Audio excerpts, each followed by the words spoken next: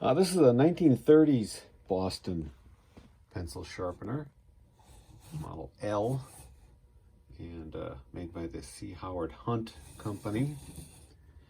And this is part of the collection I bought probably about a year ago now. Sold quite a few of the pencil sharpeners, and they continue to sell. And this one went for $45.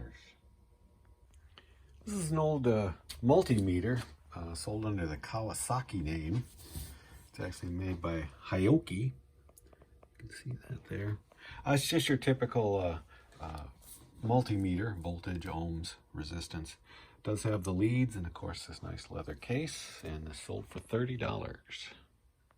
This is a Pendleton wool shirt. It's not a flannel wool shirt, XL long, and found this at a garage sale just a couple of weeks ago, and it sold for $40. This is the back panel off of a Marantz 2252 amplifier. This has been up for sale for several years, probably 6 years at least. That's when I believe I obtained this amp that I could not get to work, and have sold all the parts. This is, I think, the last thing.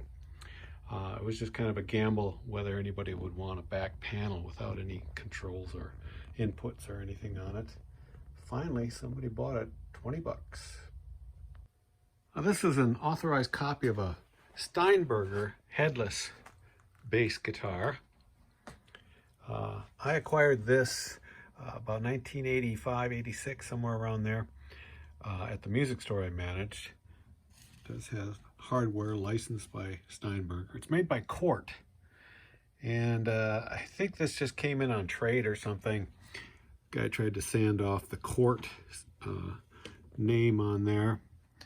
Otherwise, it's a very good, nice playing bass, and kind of rare these days to find these. And I was able to sell this with the case for $400. Another one of these homemade Get R Done hats. Actually, it's a pretty nice trucker hat. Found these at a garage sale over a year ago, and I've sold a couple of them. This may be the last one. I have to check my inventory, but these have sold for $14 a piece. This stereo is not what it seems. As you can see, as my hand comes in here, it's very small. It consists of this teeny tiny turntable that actually you can still buy new for about 10 bucks. But I got this to go along with this garage sale find, which is an actual AM radio. Very small looking stereo system. Battery goes in one of the speakers, and then you tune and your stations, and the volume is in the back there. But I thought it was kind of cool little miniature stereo that actually worked.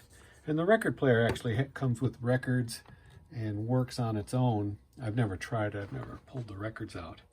But together I thought they looked kind of cool, and I decided to get rid of my knickknack shelf, which sold right away. And so now I'm selling some of the knickknacks that were on it. And this little setup sold for 25 bucks.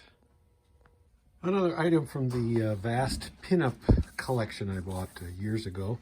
This is a poster book. And it contains just what it says. Little miniature posters of the pinup genre. And this book sold for $25. This is a campaign hat. Drill instructor, scoutmaster. It actually does say campaign on the inside. And I found this hat on a buying trip that Penny and I took across southern Minnesota from Mankato, New Ulm, Sleepy Eye, Walnut Grove. Basically your little house on the prairie land. And found this. I believe this was at a antique store for just a couple dollars, and it sold right away for $50. This is my Philco Predicta finally decided to put this up for sale about a month ago. I've owned it probably about 4 years now. Picked it up out of a barn for pretty cheap. And although it's clean as a whistle, it does not work. These are notorious for that. And they do require a lot of effort to get going again. These were made in the early 50s for just a few years. And I mean, they're obviously very space age, atomic era looking. And I put it up both on Facebook Marketplace and eBay for a local pickup only. I'm not going to try and ship this. But I did have somebody contact me through Facebook Marketplace, and they have paid me the $400 via Venmo. Just waiting for them to come pick it up.